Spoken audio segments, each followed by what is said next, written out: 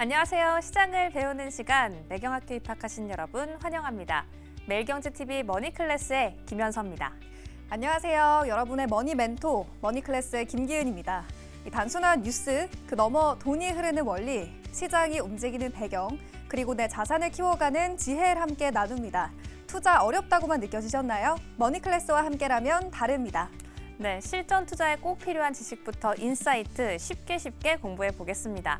기은 씨, 오늘 1교시에는 어떤 수업이 좀 준비가 되어 있죠? 네, 오늘 2교시에서는요. 송재경 디멘전 투자자문 투자부문 대표의 이 5월 체크해야 할 주식시장 이슈 수업이 준비되어 있고요. 2교시에서는 김세희 유진투자증권 리서치센터 연구원의 5월 체크해야 할 가상자산 시장 이슈 수업이 준비되어 있습니다. 여러분의 돈 공부 파트너 머니클래스와 투자부터 주식, 부동산, 또 금리까지 매일 쏟아지는 정보 속에서 진짜 나에게 필요한 건 무엇인지 헷갈림은 줄이고 실력은 높이는 시간. 기초부터 탄탄하게 실전까지 똑똑하게 차근차근 한 걸음씩 공부하는 머니클래스, 지금 바로 시작합니다.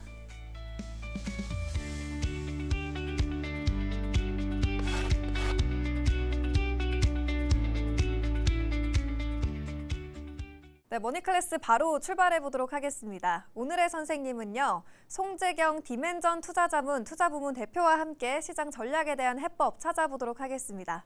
대표님 안녕하세요. 안녕하세요. 시청자분들께 자기소개 한 말씀부터 먼저 부탁드릴게요. 네, 안녕하세요. 저는 송재경이라고 하고요.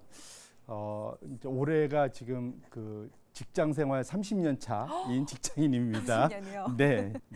네, 송재경 대표님과 오늘 함께 시장에서 가장 뜨거운 키워드들을 둘러싸고 있는 이슈에 대해서 저희가 자세하게 이야기 나눠볼 텐데요.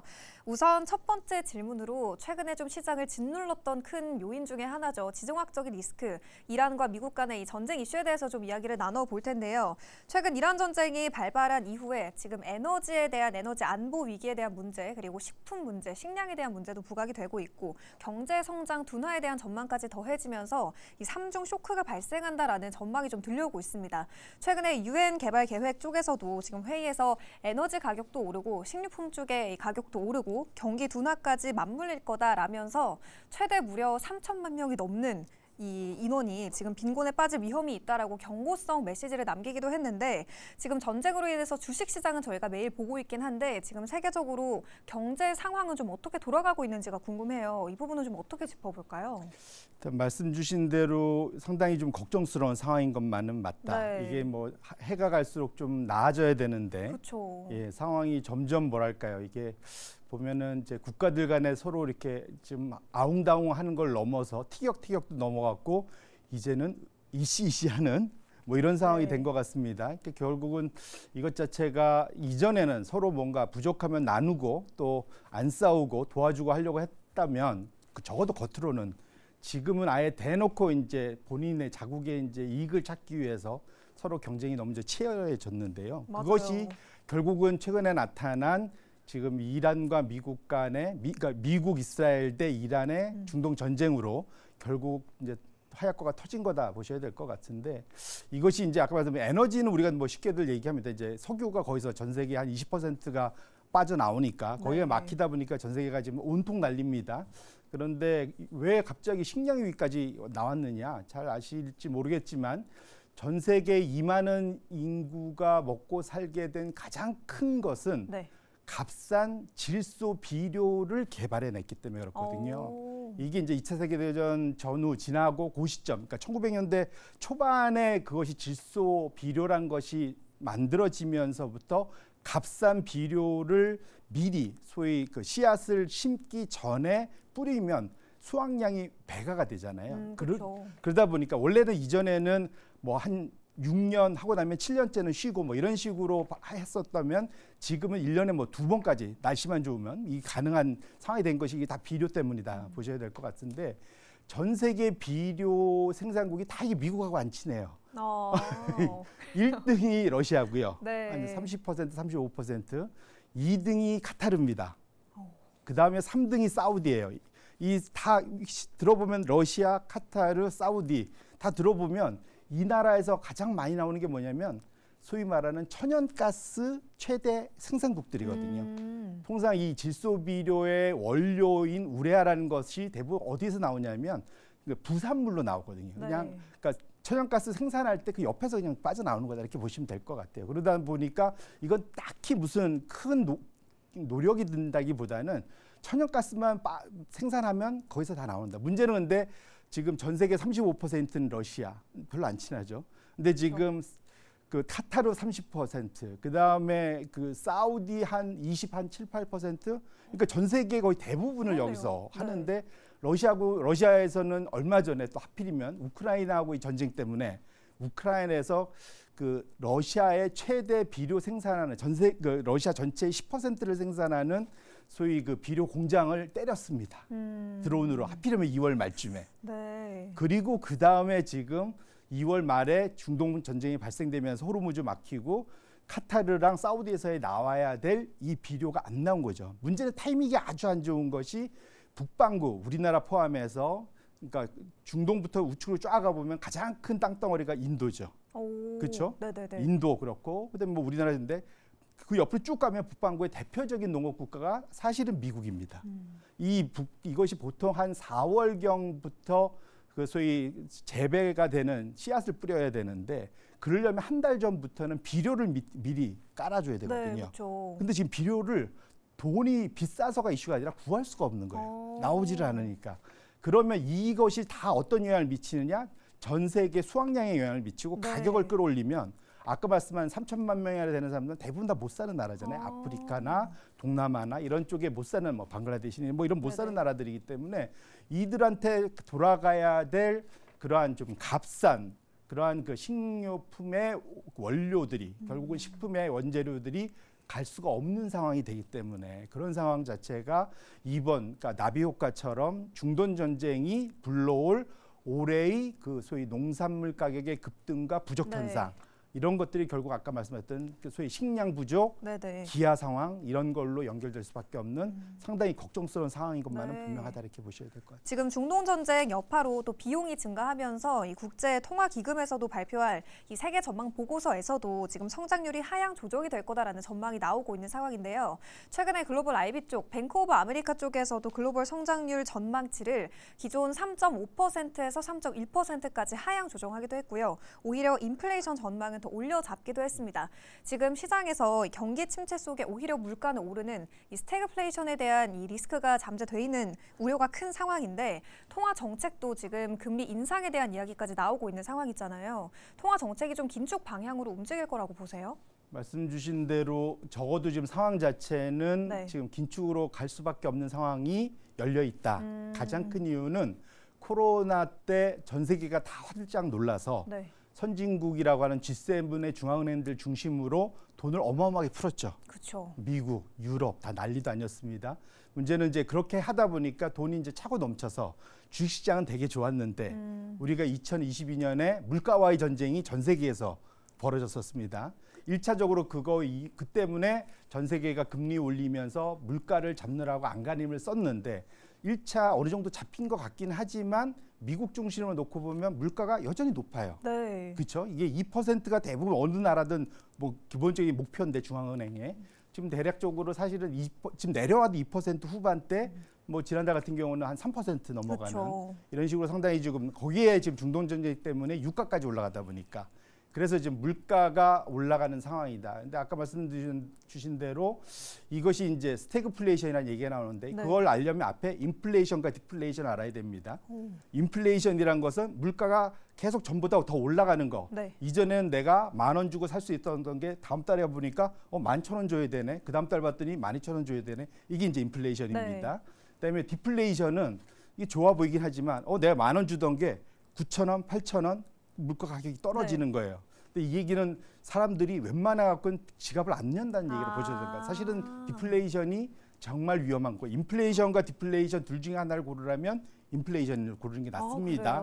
왜냐하면 쉽게 얘기하면 이게 나이 드신 분들한테 요즘에 이제 많이 바뀐 인식이 네. 고혈압과 저혈압 어느 게 더 위험하냐. 그걸 보면 대부분 고혈압이라고 일반적으로 생각하시는데 꼭 그렇지 않고요. 사실은 고혈압은 약 먹고 조금은 오히려 나이 들면 사실은 피가 잘 안 돌기 때문에 약간 높은 게 낫다고까지도 얘기해요. 그래요? 그런데 저혈압은 그 쇼크가 오면 이 혈압 쇼크 한 번 오면 바로 사망에 이를 수 있는 네. 상당히 심각하거든요. 그래서 디플레이션이 상당히 안 좋은 거다. 그래서 일본이 잃어버린 30년 그게 디플레이션에 대한 맞아요. 걱정들이었거든요. 물가가 안 오르니까 사람들이 뭘 안 사요. 다음 달에 사면 더 싸게 살 수 있으니까. 네네. 그러니까 경제 안 돌아가는 거죠. 그러니까 그래서 디플레이션보다 인플레이션 한데 문제는 스태그플레이션인 최악인 게 뭐냐면 물가는 오르는데 성장도 아예 안 하는 거. 이게 최악입니다. 그러니까 보통은 인플레이션은 뭐가 잘 돌아가서 일어나는 일인데 네. 지금 이 스태그플레이션은 물가만 오르고 내가 그래서 그 물가에 맞추려고 돈을 벌려고 애를 쓰면 돈 벌 자리는 없어서 저성장 내지는 역성장하는 거. 이것 자체가 스태그플레이션이고 이게 1970년대에 나타났던 현상입니다. 전 세계적으로. 네. 그때도 고유가 때문에 시작됐던 거거든요. 아, 그래요? 그래서 지금 약간 그때 자라보고 놀랐던 것은 지금 소뚜껑 보고 놀란다고 지금 많이들 걱정을 하는데 어쨌거나 다행스러운 것은 그 정도까지는 아직은 아니다. 그래요? 아직은 아니다. 다만 대전제는 이번 전쟁이 좀 빨리 끝나야 된다. 지금 혹시 이 방송이 나갈 때쯤이면 종전 이 협상이 마무리가 네. 됐으면 참 좋긴 하겠는데 그러게요.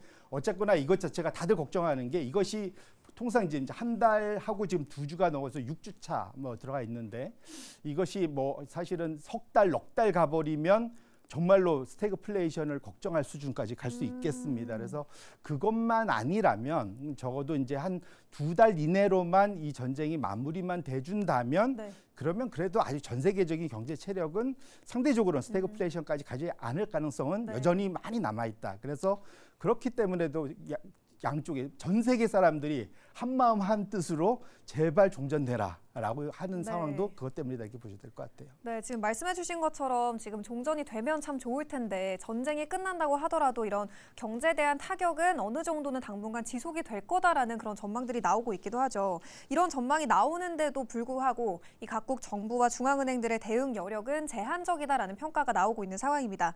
주요 선진국들 같은 경우에도 이미 높은 재정 적자 그리고 부채 때문에 이 경기 부양을 위한 정책 여력이 크지 않다라는 분석이 나오고 있는데 그렇다면 이러한 것들은 어떤 문제를 좀 초래할지도 궁금해요. 결론적으로는 뭐랄까 이제 쓸 수 있는 카드를 다 썼는데 네. 또 무슨 위기가 닥치면 그럼 더 이상 어떡해요? 그렇죠. 이게 상당히 걱정되는 상황입니다. 이제 이걸 약간 연원을 거슬러 올라가면 지금 이 상황 지금까지 생각보다 이 아까 말한 G7 국가들 부채 수준이 GDP 대비 100%가 넘거나 네. 근방에 가 있는 일본은 무려 250%나 됩니다. 다들 지금 돈을 어마어마하게 써놓은 상태인데 이제 이게 가능했던 건 뭐냐면 그러니까 보통 이렇게 그러니까 정부가 채권을 발행해서 경제를 활성화한다고 돈을 풀면 인플레이션이 왔어야 되는데 코로나 이후에는 나타났지만 그 전까지는 안 나타났거든요. 이런 현상이 왜 있었냐 보면은 크게 두 가지가 있을 것 같습니다. 하나는 소위 이제 1990년도부터 소련이라는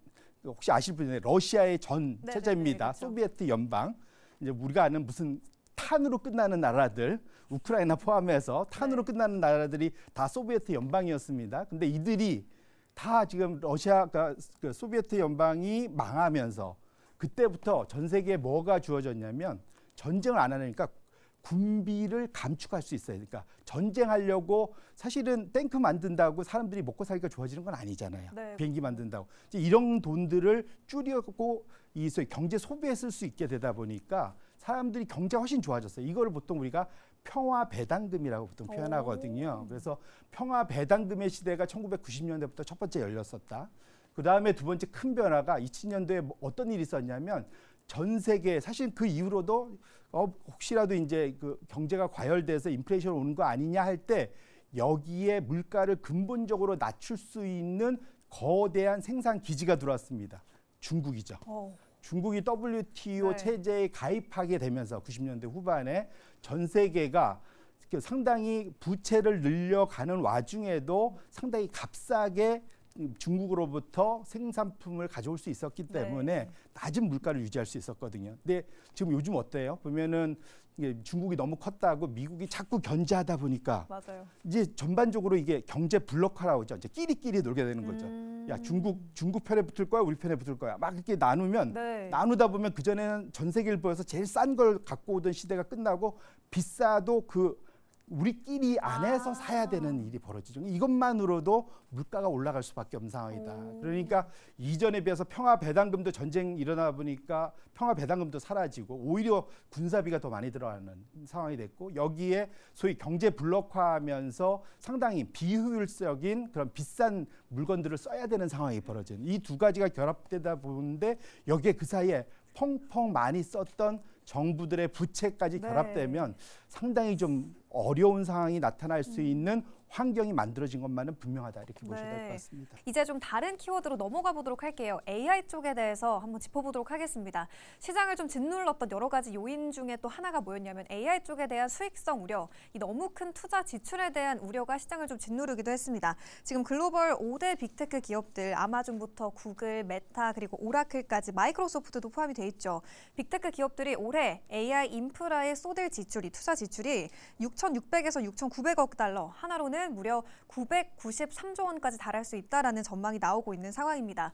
전년 대비 거의 40% 가까이 36% 정도 증가한 수치인데 지금 기대감도 있지만 말씀드렸다시피 수익성에 대한 우려도 있거든요. 이러한 AI 투자 지출에 대한 문제는 좀 어떻게 보고 계세요? 말씀 주신 대로 그것은 영원한 숙제인 것 같아요. 영원한 숙제다. 네, 지금 이렇게 투자를 말씀 주신 대로 어마어마한 숫자들이 지금 들려오고 네. 있잖아요. 그 숫자들만큼 그 소위 빅테크라는 그 전 세계 공룡 거인 기업들이 투자를 하고 있는데 그럼 왜 저렇게들 할까?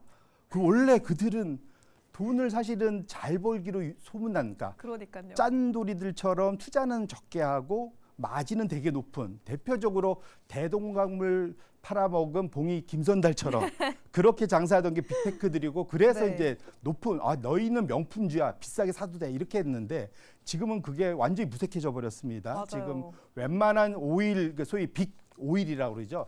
대형 엑손모빌 같은 데보다 캐펙스 투 세일즈 결국은 매출액 대비 지금 투자 비용이 훨씬 더 커져 버리는 이런 상황이 벌어졌습니다. 이건 왜 그러냐? AI라는 기술이 그냥 한번 해볼까 멋진데 이게 아니라 이거에서 낙오되면 다음 생은 없다라고 보는 거예요. 사생결단이라는 겁니다. 지금 상황. 근데 하필이면 이 빅테크들이 기존에 돈들이 많았던 회사들이잖아요. 네, 그렇죠. 이미 잘 벌고 아직도 자기 기존 분야에서는 잘 벌고 있는 회사들이에요. 네. 그런데 지금은 그런데 AI가 본격화되기 시작하면은 우리는 여기서는 아무도 살아남지 못할 거고 그때는 지금보다 개수가 더 줄어들어 있을 거야. 전 세계적인 독점들이 나올 거야. 이런 걱정들이 있는 겁니다. 그러다 보니까 지금 상황 자체는 그냥 멋지니까 한번 해보겠다가 아니라 내년 내후년에는 우리가 쇠락할 수도 있기 때문에 지금 어쩔 수 없이라도 무조건 투자해서 우리는 승기를 잡아야 된다. 그런 측면에서 지금 현재의 AI 투자는 그냥 좀 돈 좀 조금 더 잘 벌어보자 이게 아니고 네. 사생결단, 죽기 살기로 하는 그러한 투자 전쟁이다 이렇게 보셔야 될 것 같습니다. 지금 과잉 투자 너무 과하다라는 거품 위기론에 조금 더 베팅을 하시든지 아니면 지속 가능한 어떤 성장의 토대다라면서 이 미래 비전론에 좀 베팅을 하고 계신지 굉장히 시장에서 팽팽한데 대표님은 좀 어떻게 보고 계세요? 반반입니다. 반반이요? 예, 짬짜면 같은데 둘 50대 다. 50인가요? 무슨 말이냐면 네. 통상 어떠한 그 사실은 그 앞으로 성장할지 말지 알 수 없는 돈 많이 들어가는 그런 기술들은 이러한 버블이 있어야만 성장을 할 수가 있습니다. 항상 매번 그랬거든요. 네네. 이거 불과 전후로 가면 인터넷이 99년도 1995년부터 2000년 사이에 엄청난 버블을 일으켰지만 그때 인터넷이 쫙 깔리면서 지금의 이런 그 세상을 만들어냈거든요. 그 더 전후로 가면은 뭐 컴퓨터 시대도 그랬고 철도도 그랬고 과거에 늘 그래왔습니다. 근데 결론적으로는 이 AI가 이렇게 빨리 발전하려면 버블이라는 건 딴 게 아니라 사람들이 미친 듯이 돈 싸들고 와서 투자해 준다는 거거든요. 꼭 그럴 수밖에 없는 건데 반면에 지금 AI의 기술 자체의 발전 속도는 놀랍습니다. 그래서 정말로 다들 걱정이 앞으로 우리는 다 지금 AI한테 다 직업 뺏기고 못 먹고 살아 이런 걱정들이 있을 수밖에 없는 상황까지 맞아요. 됐잖아요. 네. 심지어는 지금 미국 정부까지 지금 화들짝 놀랐습니다. 그 엔트로피계 네. 소위 미토스라는 미토스, 것이 그쵸. 나오면서 지금 베센트 장관이 지금 미국의 대형 JP 모건이니 뱅크 오브 아메리카 같은 대형 은행장들 다 불러 모아갖고 긴급 회의까지 했습니다. 네. 너희도 괜찮냐? 이러고 너희 이러다 다 뚫리는 거 아니야? 뭐 이런 걸 걱정할 정도로 어마어마한 발전을 내고 있거든요. 그래서 결론적으로는 이게 생각보다 이전의 속도보다도 이 AI 기술의 발전 속도는 정말 빠른 것 같다. 그래서 지금 보면 버블도 맞지만 네. 그 버블의 테두리에 쏟아붓는 돈으로 인해서 실질적으로 전 세계적으로 위협적인 그러한 기술적인 그러한 단절을 내면서 완전히 새로운 세상을 만들어내는 기술이 나오고 있는 것만은 분명하다 이렇게 보셔야 될 것 같습니다. 저희 시간 관계상 다음 키워드로 좀 넘어가 보자면 최근에 또 뜨거웠던 이슈 중에 하나죠. 사모대출 신용 문제에 대해서 좀 이야기를 나눠보도록 하겠습니다. 미국 경제 전반에 대한 좀 불안감을 들이운 이슈기도 했는데요. 워렌 버핏 전 버크셔 해서웨이 CEO 같은 경우에도 위험성에 대해서 경고하기도 했고 JP모건 체이스 제이미 다이먼 CEO도 이 부채 비율이 높은 기업들을 대상으로 이루어진 이 사모대출 부실 문제가 예상했던 것보다도 더 심각할 수 있다라는 그런 경고성 메시지까지 남기고 있는 상황입니다. 2008년대 서브프라임 위기와 비교하면 좀 어떤 차이점 그리고 공통점이 있을지 궁금한데 이러한 리스크는 좀 어떻게 지금 보고 계세요? 그러니까 결론부터 말씀드리면 걱정은 되지만 2008년하고 비교하는 것은 과하다. 그 정도는 아니다. 예, 이제 가장 큰 이유는 이렇습니다. 2008년도는 그 소위 베이스가 되는 이제 그 기초 자산이 됐던 것이 서브프라임 모기지죠. 이게 네. 무슨 말이냐면 신용 여력이 부족한 그러한 그 대출자들이 심지어는 묻지도 따지지도 말고 마구 빌려주는 돈으로 그냥 그 돈을 더 벌겠다고 살지도 않을 집들을 엄청나게 사기 시작했던 거. 네. 이런 것들이 가장 큰 문제였고요. 지금은 어쨌거나 사모대출의 가장 큰 것은 기업들한테 상대적으로는 지금 막 성장하는 기업들한테 돈을 빌려줘서 그들이 장사를 할 수 있게끔 영업할 수 있게끔 만들어주는 거거든요. 그러니까 두 개는 당연히 달라요. 당시에는 뭔가 돈을 현금 흐름을 만들어내기 어려운 데 투자를 했다면 지금은 그래도 돈을 넣어주면 그래도 이자를 만들어낼 수 있는 데에다 돈을 넣고 있는 것면에서 두 개 차이가 있고 규모가 차이가 있습니다. 아까 말씀 주신 대로 지금 그러니까 그 당시에는 나중에 이것이 2005년 정도부터 해서 2008년까지 가면은 이 서브프라임 모기지로부터 시작해 갖고 소위 말하는 파생 상품들까지 해서 나중에 2008년대 다 까봤더니 네. 얼마였냐면 65조 달러 정도? 이게 딱 느낌이 65조 달러면 조가 들어가니까 큰 것 같긴 한데 네. 미국 당시에 제가 계산을 해봤는데 미국 당시 2008년도 GDP, 2007년도 GDP의 4.5배였어요. 4.5배니까 350%뭐 이 정도 되네요. 그죠? 근데 450%. 근데 지금은 1.8조 달러, 2조 달러가 좀 안 됩니다. 일단 절대 규모도 작죠. 근데 당시에 보면 지금 인플레이션 감안하면 네. 지금 이 숫자가 사실은 더 작은 거죠. 그 당시와 비교하면. 그래서 지금 미국 GDP에 이게 얼마 정도 되냐? 5%? 그러니까 450%와 5% 비교가 안 되죠. 그래서 설사 이것이 문제가 된다 하더라도 소위 대손 충당금을 쌓는 정도 또는 거기에 투자한 사람들이 원금을 잃을 정도의 이슈는 되길지언정 우리가 통상 이걸 시스템 리스크라고 하죠.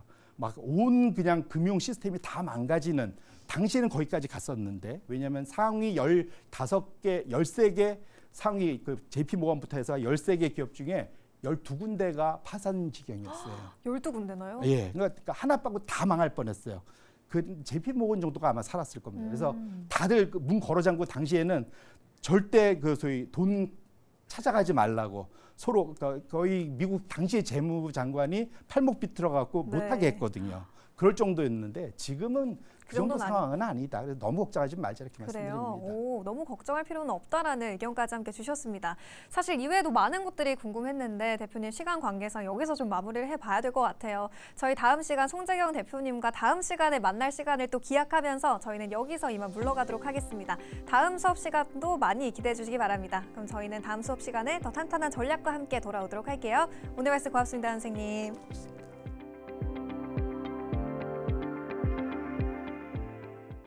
네, 머니클래스 2교시 수업 바로 한번 시작해 보도록 하겠습니다. 스테이블 코인 쪽에서의 움직임이 다시금 심상치 않습니다. 좀 오랜만에 반응이 온다라는 생각도 주식시장 안에서는 들고 있는데요. 그런데 아직까지 약간 이 개념이 헷갈리시는 분들이 참 많을 것 같습니다. CBDC, 원화 스테이블 코인, 테더, 서클 이런 이야기 많이 나오는데 이 안에서의 중심은 어떻게 잡아봐야 할지 고민되시는 분들 많을 것 같아서 오늘의 선생님 모셨습니다. 오늘은 유진투자증권 리서치센터 김세희 연구원과 함께 자세히 풀어가 볼게요. 어서 오세요. 네, 안녕하세요. 네, 반갑습니다. 저희 두 번째 만남이잖아요.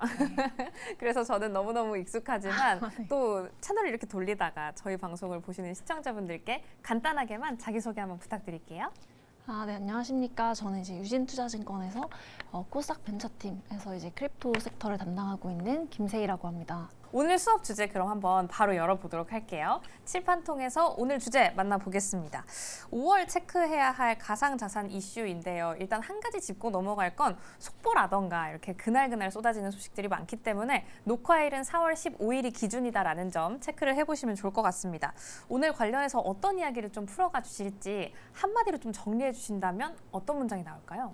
한 문장으로 두 문장이어도 돼요. 사실상 최근에 이제 새로운 한은 총재 후보가 이제 논의가 되다 보니까 네. CBDC 그리고 그 안에서 이제 원화 스테이블 코인의 관계 요거에 대해서 아마 알아보는 시간이 될 것 같습니다. 네, 폭넓게 한번 이야기를 나눠보는 시간 시작을 해보도록 하겠습니다. 한국은행이 원화 스테이블 코인 계속 이야기를 하고 있고 이제 사실상 좀 범위도 좁혀가고 구체적인 어떻게 하겠다라는 이야기가 나오면서 이걸 발행을 어떻게 할까에 좀 귀추가 주목이 되고 있잖아요. 이 발행하는 주체를 은행으로 한정하겠다라는 움직임을 좀 보이고 있습니다. 그런데 우리 입장에서 좀 생각을 해보면 가장 좀 맞닿아 있는 게 토스나 카카오뱅크 같은 핀테크 업체긴 한데 여기를 아예 막아버리면 은행끼리만의 리그가 되는 거 아닌가라는 생각이 들기도 하거든요. 이런 움직임은 선생님은 좀 어떻게 보고 계세요? 정당한가요? 사실 이제 정당하냐 안 하냐에 대한 판단을 제가 이제 하긴 되게 어려울 것 같지만 네. 일단 크게 나눠보면 사실 기존에 원화 스테이블 코인이 필요하냐 안 하냐의 논의가 사실 작년에 있었던 것 같아요. 네. 근데 이제 최근 들어서 이제 있었던 흐름들은 원화 스테이블 코인은 필요하다에 가까웠고요. 사실 조금 더 부연 설명을 드리면 원화 스테이블 코인과 그 다음에 CBDC는 조금 다른 개념이긴 하거든요. 네. 사실상 큰 차이는 이걸 이제 보증하는 주체, 그러니까 발행하는 주체가 사실상 한국은행이 된다라고 하면 예금 토큰, 혹은 CBDC 이렇게 불리는 것 같고요. 이제 그게 아니라 은행을 포함한 혹은 방금 말씀해주셨던 토스나 카카오 같은 어떤 핀테크 업체들이 포함이 된다라고 하면 이제 저희가 원화 스테이블 코인으로 일반적으로는 부를 수 있을 것 같긴 한데요. 네. 근데 이제 크게 이 두 가지라는 논점 하에서 기존의 금융위의 스탠스는 원화 스테이블 코인을 사실상 그 산업 안에서, 그러니까 최대한 제도권 안에서 좀 육성해보자라고 이제 좀 가깝게 이제 이해를 하면 좋을 것 같고요. 그래서 최근에 나오는 이제 은행의 51% 이제 이런 얘기들도 또한 그래도 은행에 조금 더 우선권을 줬을 때 안전하게 가지 않을까라는 이제 어떤 그 뷰 하에서 네. 사실상 은행 중심의 어떤 원화 스테이블 코인을 해보겠다라는 이제 뷰가 금융위의 의견이었다라고 볼 수 있을 것 같고요. 반대로 이제 한국은행 같은 경우에는 훨씬 더 좀 보수적입니다. 기존까지는 계속해서 예금 토큰 프로젝트, 이제 한강 프로젝트라고 저희가 불렸었거든요. 네. 이제 그런 것들을 통해서 계속해서 이제 예금 토큰의 유효성, 그러니까 사실상 저희가 일반적으로 통용되는 예금이랑 동일하나 이제 그걸 디지털로 전환한 이제 그런 개념인데 이제 그거에 대한 좀 중점적으로 훨씬 더 통화 주권 관점에서는 훨씬 이제 그런 목소리를 좀 더 많이 내었다 이렇게 볼 수 있을 것 같고요.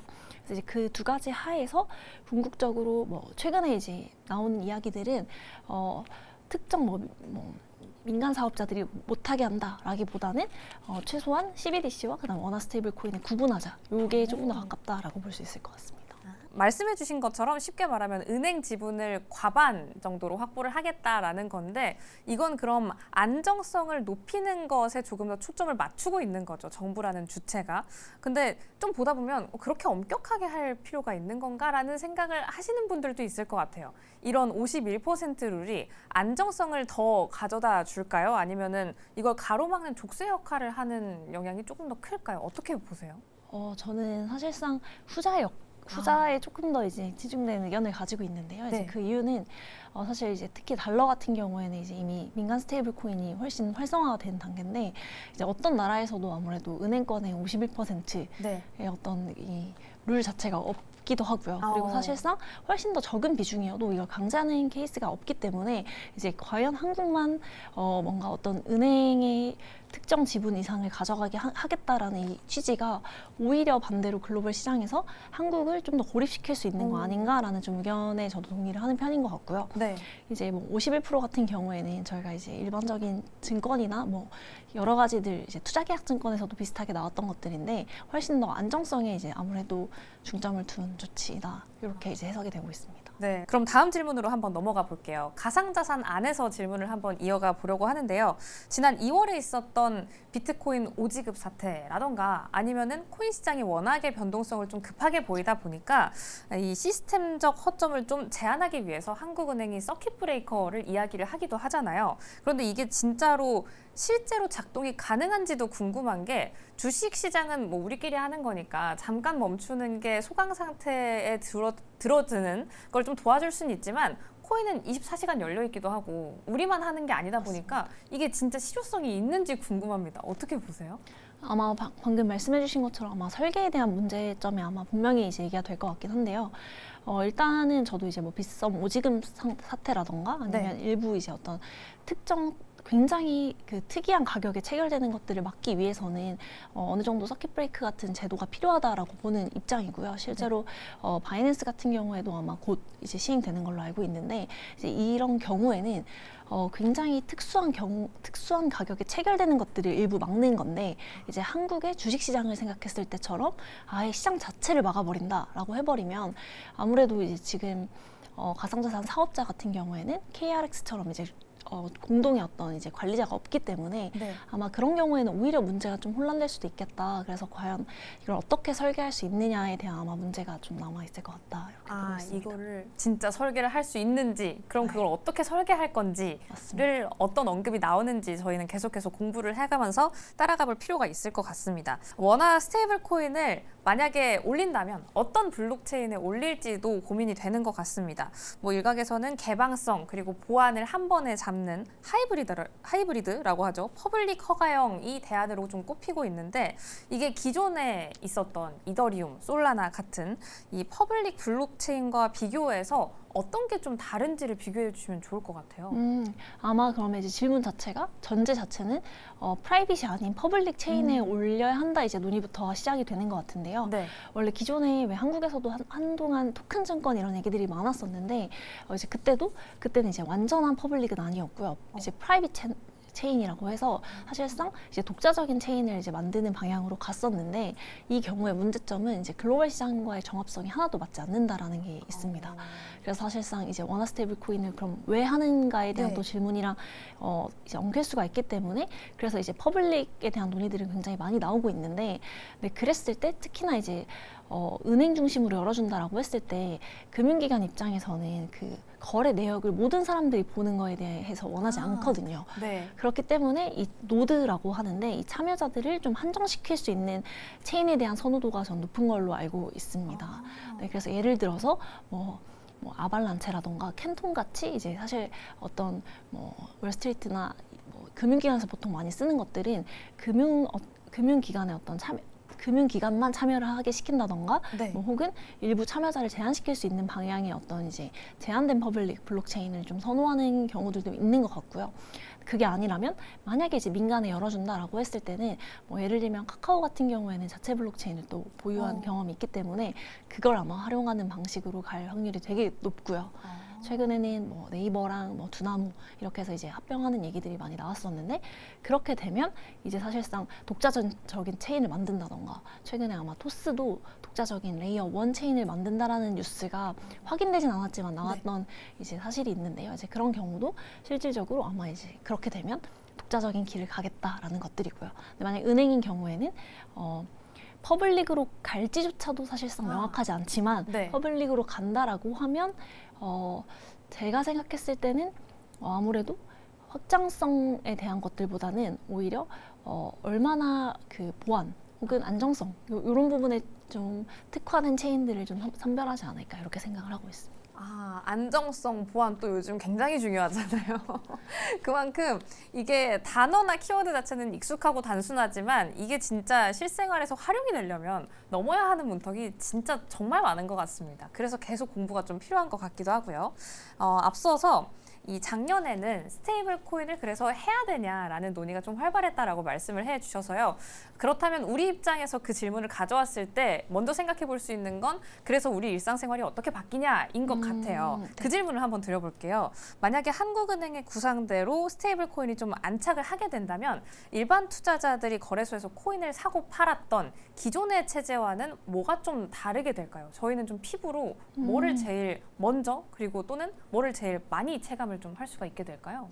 사실 저는 결제 역할로서의 그 일반 소비자들이 느끼는 건 크게 차이가 없지 않을까라고 생각을 하는데요. 왜냐하면 저희는 이제 간편 결제사들을 통해서 이미 저희는 카드나 이런 실물 결제 수단이 없어도 너무나 결제가 잘 되는 이제 어떤 세상에 있기 때문에 이제 그런 것들보다는 사실 직접적으로 보기는 어렵지만 백단에서의 굉장히 많은 변화들이 있을 것 같은데요. 예를 들면 저희가 인바운드 고객, 예를 들면 이제 해외에서 한국으로 놀러 온 외국인들이거나 아니면 그런 경우에 좀 의미 있게 쓰일 수 있는 것들이 실질적으로 충전식 어떤 외화 스테이블 코인 카드를 발급하게 되면 정산에 이제 들어가는 문제가 없기 때문에 좀 의미 있는 수수료들을 나중에 좀 절약할 수 있다, 이런 것들이 좀 될 수 있을 것 같고요.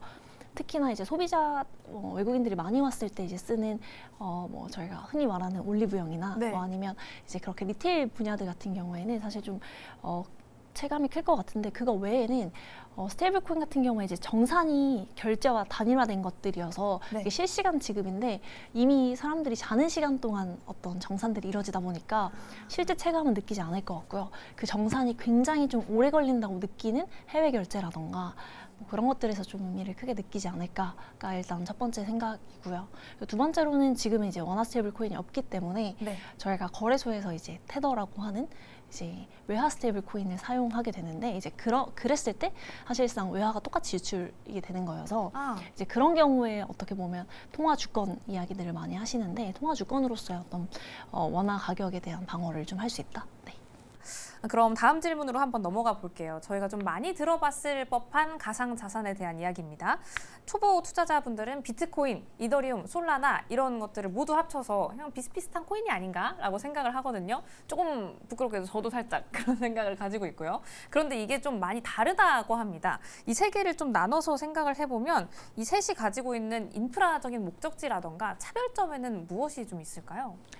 네. 아마 자산으로서 저희가 이렇게 카테고리를 묶어봤을 때는 아무래도 똑같은 코인이라고 느껴지다 보니까 아마 비슷하게 느껴지는 것 같은데, 방금 말씀해주셨던 것처럼 인프라로서의 차이점, 그러니까 결국 저희가 블록체인이라는 용어를 쓰잖아요.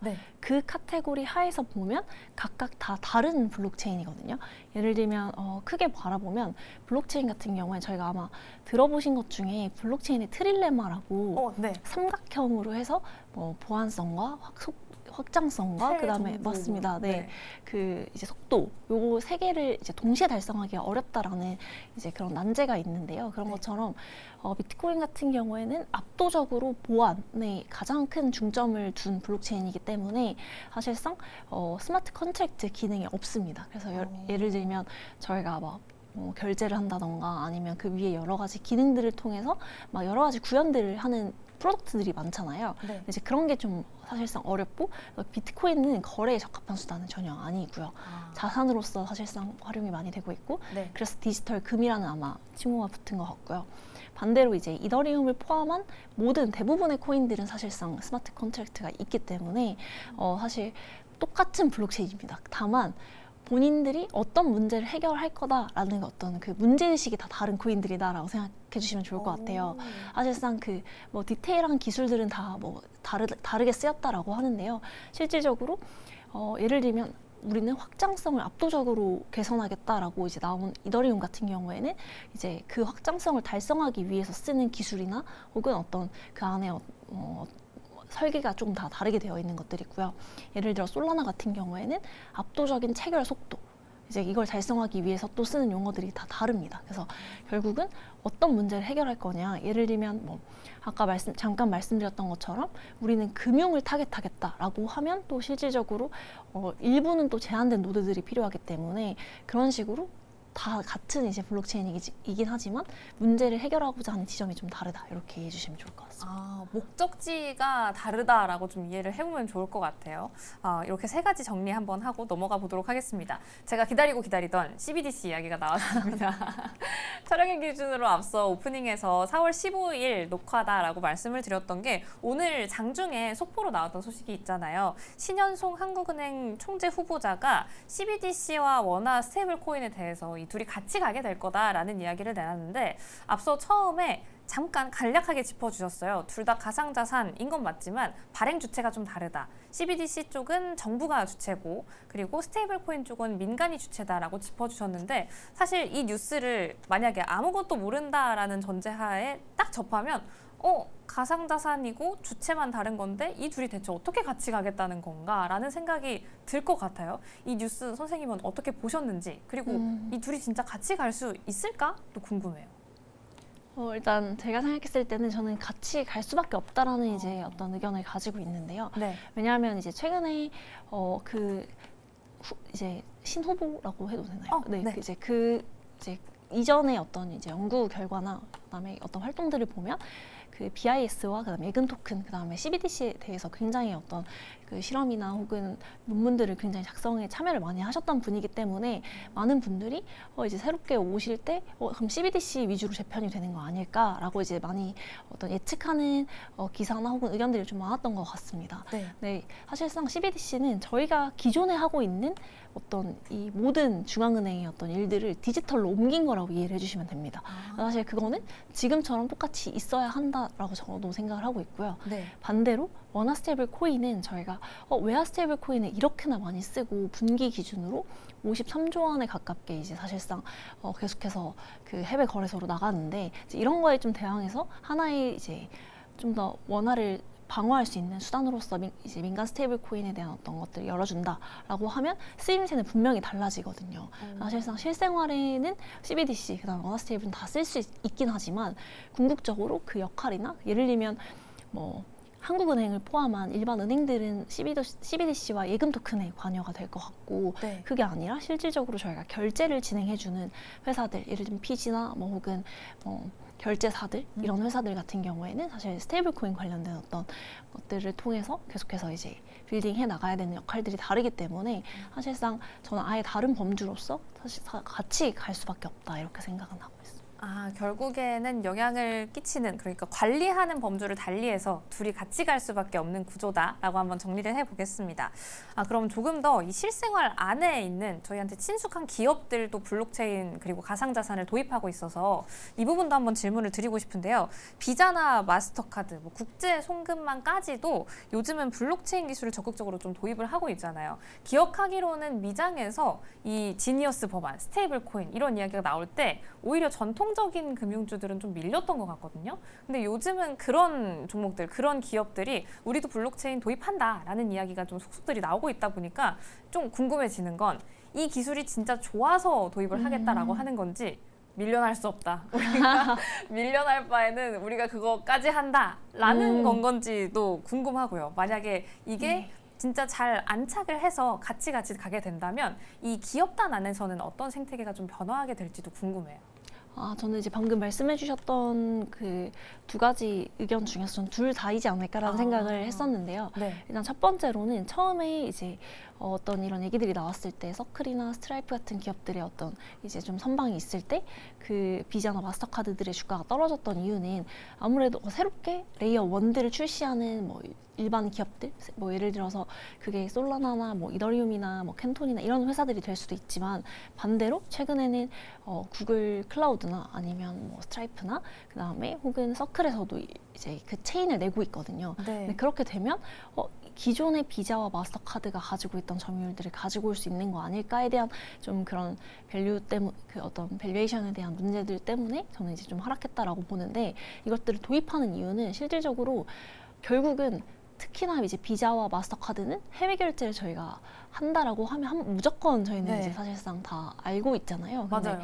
그렇게 됐을 때 사실 그 망을 안 탈 수는 전 없다고 생각을 하거든요. 왜냐하면 송금의 문제는 별도인 것 같고요. 결제 네. 같은 경우에는 실질적으로 그 기존의 결제망들을 태워야 또 그 기존의 어떤 세상에서 돌아가는 대로 인식이 되기 때문에 왜냐하면 사실상 그 결제가 되고 제 통장에서 돈이 빠져나가고 이런 시스템들이 또 유지되려면 기존 거와 또 합치되는 부분들이 있어야 돼서 사실 전 당분간은 이제 공존되되 예를 들어서 그 결제와 정산이 합치되는 그러니까 단일 레일로 가져가야 되는 구간에서는 실질적으로는 뭐 공존하지 않을까 이렇게 생각하고 있습니다.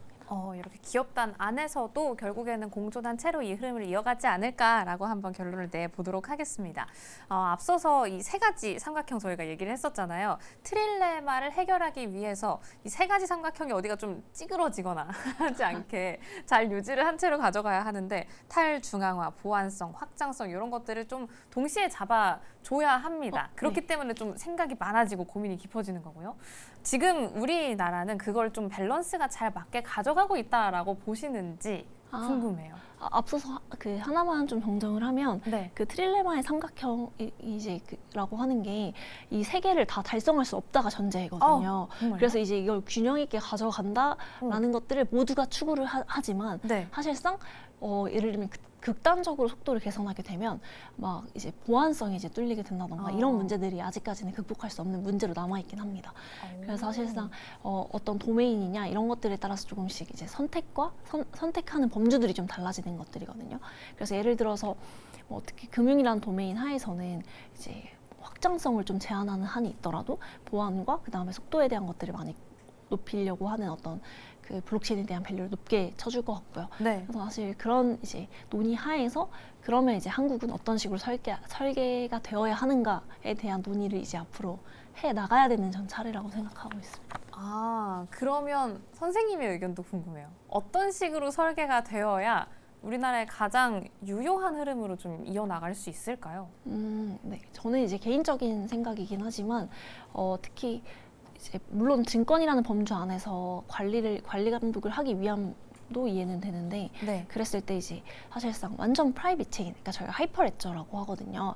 그래서 그 안에서 굉장히 제한적인 어떤 제한적으로 설계하는 흐름들을 그동안 보여왔었는데요. 네. 근데 그렇게 되면 문제점이 사실 한국이라는 시장 자체가 크립토에 굉장히 민감하고 한국만큼 리테일 유저가 비중으로 많은 나라가 없거든요. 그래서 사실상 관심도가 되게 높은 나라임에도 불구하고 네. 저희가 법인 투자도 불가하고 그 다음에 사실상 이렇게 제도적인 어떤 시스템이 부재하거나 혹은 제도적으로 이렇게 단절되어 있는 부분들이 있어서 글로벌 시장에서 약간 좀 소외되었던 한 시간이 한 10년 정도 저는 된다라고 생각을 하는데 네. 그래서 이제 저는 충분한 경쟁력은 가지고 있으나 이게 네. 좀 발휘되기 위해서는 저 같은 경우에는 이제 글로벌 정합성에 맞게 그 퍼블릭 체인으로 가는 방향이 저는 좀 필요하지 않을까라고 생각하고 있습니다. 아까 저희가 짚었던 것처럼 퍼블릭 체인으로 잘 설계해 나가는 대한민국의 이야기를 한번 기다려 보도록 하겠습니다. 오늘도 그렇고 어제도 그렇고 주식을 기준으로 그냥 약간 이야기를 해보자면 어떤 이야기가 들려 나올 때마다 시장 안에서도 좀 빠르게 반응을 하고 있단 말이죠. 앞으로도 이런 이야기가 우리가 민감하게 어떤 것에 대해서 투자를 할 때 이 시간 안에 들려오게 될 것 같은데 저희는 어떤 뉴스를 좀 기다려봐야 하는지 이 뉴스는 좀 민감하게 반응할 필요가 있다라던가 이런 뉴스가 나오면 좀 약간 경계를 할 필요가 있다라던가 이런 소스를 좀 주셨으면 좋겠어요. 저는 오히려 디지털 자산이라는 범주 하에서도 저도 경계하는 부분인데 네. 너무 단기적인 뉴스들에 약간 일일비하는 게 사실 좀 가장 경계해야 되지 않나라고 생각을 하고 있고요. 오히려 디지털 자산에 투자를 하겠다라고 마음을 먹었으면 저는 그런 블록체인이라고 하는 근본적인 가치가 가져다 줄 수 있는 부분들의 생각을 하는 게 맞다라고 생각을 하고 있습니다. 네. 예를 들면 금융 인프라로서의 기능으로 어디까지를 대체할 수 있을까? 이 고민들을 한다라고 해보면 예를 들면 뭐 서클이나 코인베이스 같은 이제 종목들을 많이들 생각하실 수 있을 것 같은데 네. 이제 그런 것들은 저희가 단기적인 변동은 있을 수 있으나 길게 가져간다라고 했을 때는 사실상 그걸 제일 가장 잘할 수 있는 기업들 중에 또 하나이거든요. 네. 근데 그게 아니라 어떤 이번에는 CBDC가 될 것 같네, 이번에는 원화 스테이블 코인이 될 것 같네 라고 하면 사실상 그걸 굉장히 타이밍에 맞게 예측하는 거는 너무 어려워서 네. 오히려 좀 더 긴 호흡을 가지고 보는 게 좋지 않을까라고 생각하고 네. 있습니다. 뭐든 간에 단기 트레이딩이 정말 어렵지 않습니까? 주식시장도 그렇고 코인시장도 그렇고요. 내가 공부를 정말 잘 해놨고 꼼꼼하게 해놓고 이게 진짜 쭉 갈 거라고 생각을 한다면 단기적으로 들리는 뉴스에 CBDC 쪽, 뭐 스테이블코인 쪽 이렇게 왔다 갔다 하는 것보다는 진득하게 쭉 밀고 나가는 힘이 이 시장 안에서도 필요하다라고 한번 짚어봤습니다. 오늘 두 번째 만남인데 너무너무 많은 이야기 재밌게 또 쉽게 풀어가 주셔서 개인적으로 감사하다라는 말씀을 드리면서 오늘 수업 한번 마무리를 해보도록 할게요. 여러분 오늘의 2교시 수업은 또 어떠셨나요? 저희는 다음 시간에 조금 더 쉽고 조금 더 유익하고 조금 더 새로운 수업으로 찾아오도록 하겠습니다. 오늘의 선생님 여기서 보내드릴게요. 오늘 말씀 고맙습니다. 네, 감사합니다.